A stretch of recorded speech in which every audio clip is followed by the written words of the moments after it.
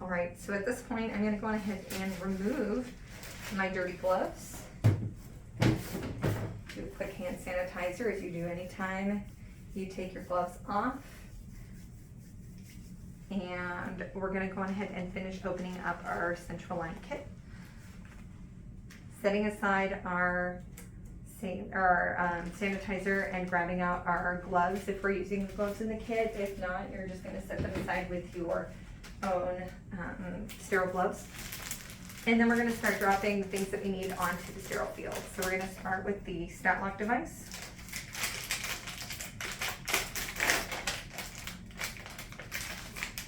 And 2 pieces of sterile gauze, or 2 packets of sterile gauze. I usually only need 1, but I find it's a lot more handy to have 2 on hand if you screw up with the first one than it is to try to get somebody to drop another set. And once you're sterile and your sterile field is up, you can't really leave it. So just make sure you have everything you're gonna need right off the bat. All right, we're gonna go on ahead and grab our sanitizer and open up our sterile gloves.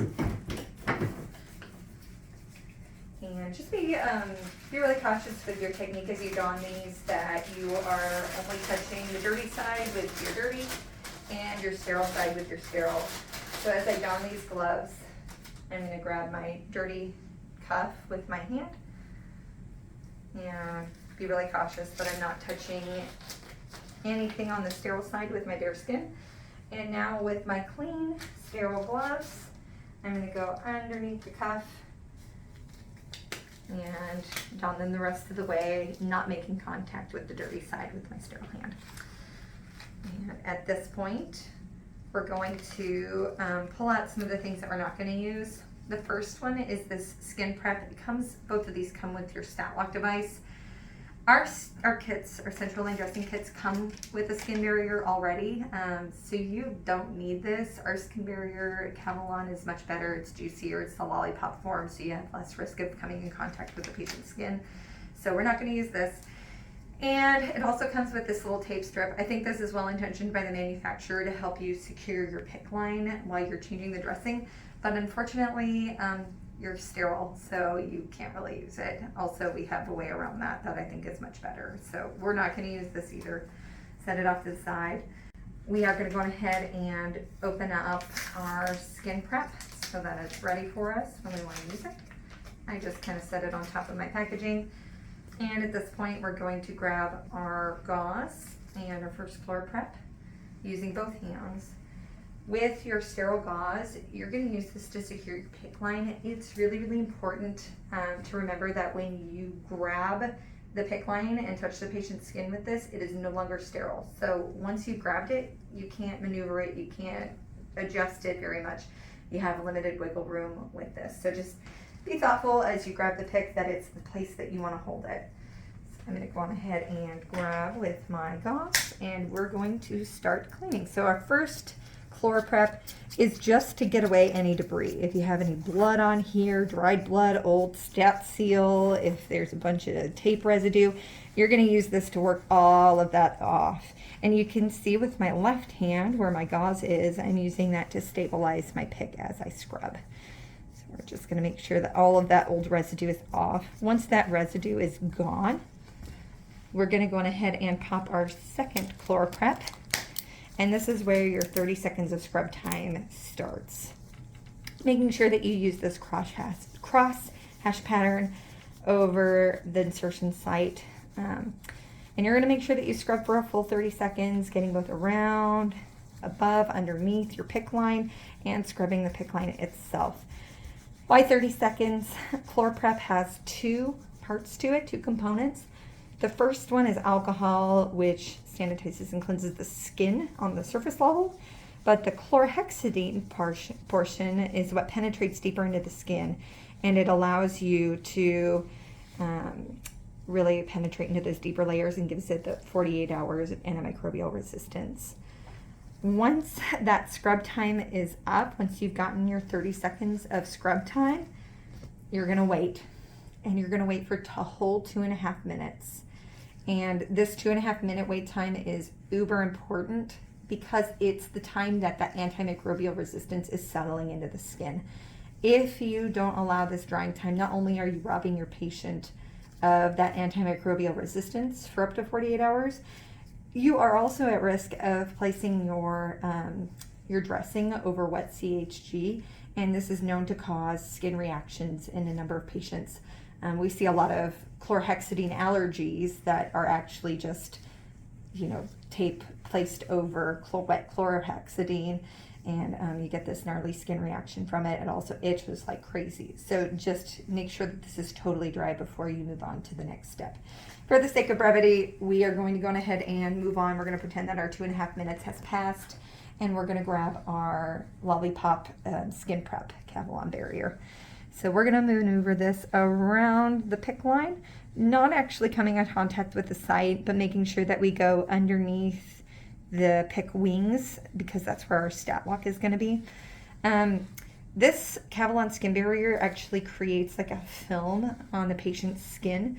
It is also important that this is totally dry, because if you do not let it dry entirely, not only is it not going to create that nice film, it's actually going to like glue that dressing onto the patient's skin, which is not going to be very fun when it comes time to take it off. If you're not sure if it's dry or not, take a little bit of that skin prep on your fingers and kind of tap it. At first it's going to be wet, and then it's going to get really sticky, and after that it's going to dry again. Once you feel that it's dry, give it another couple of seconds, you're good to go. Now we get to the part that's the most challenging for most people, and that is applying the Statlock. With your left hand, which is maneuvering with the gauze, you're going to kind of lift the PICC up, and you're going to slide the Statlock underneath your PICC line and position those blue prongs into the holes on your PICC wings.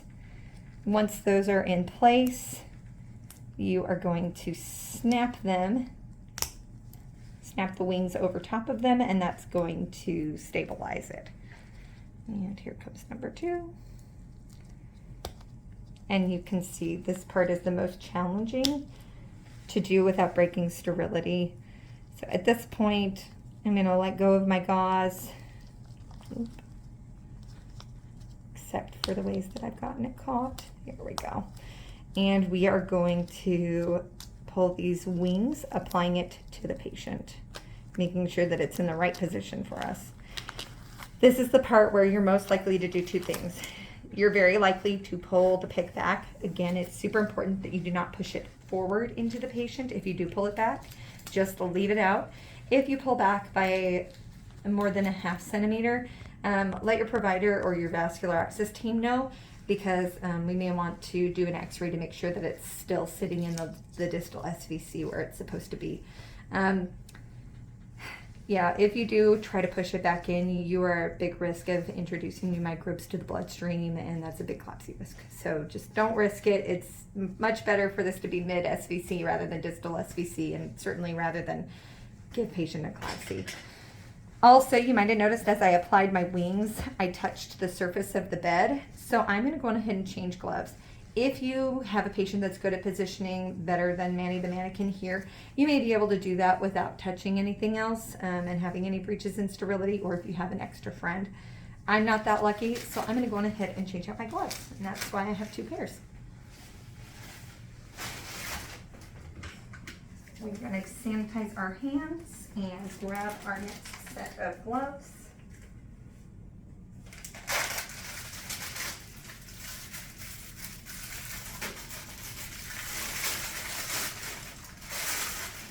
Right, and again, skin to dirty side, sterile to sterile side.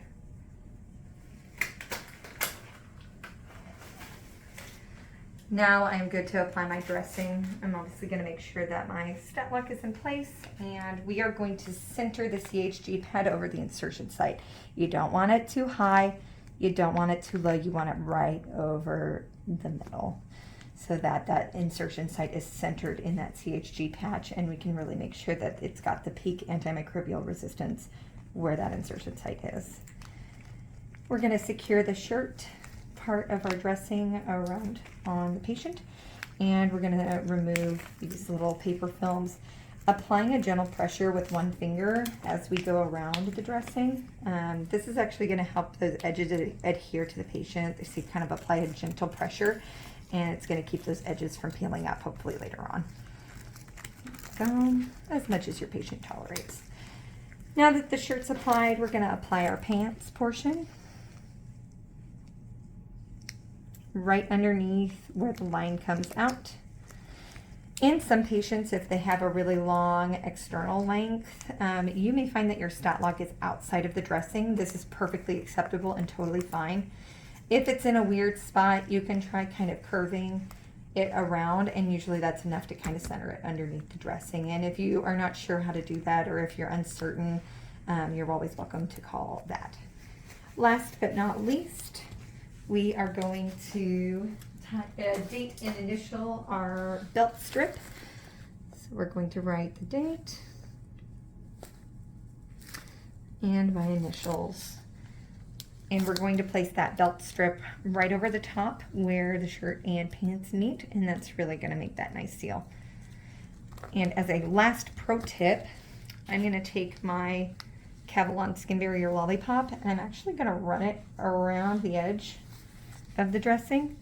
This is a trick I use on all of my patients. That little film that our skin barrier makes works just as well on the outside, and it can keep the edges of your dressing from lifting up. This is great in those patients who can never seem to keep the dressing on. And with that, it looks like we're done. Before I call it quits, I am going to take one more look at my external length and make sure that I'm still sitting at the same external length as when I started. You can see I maybe come out a tiny bit. This is negligible. It's not something you need to report to that. But if I had come out another tick mark or even a ½ centimeter, I might let that know and see if they think that we need to do another x-ray. You can also consult your providers for this if that is not available. All right, Nanny, make sure that you document all of these things in the chart.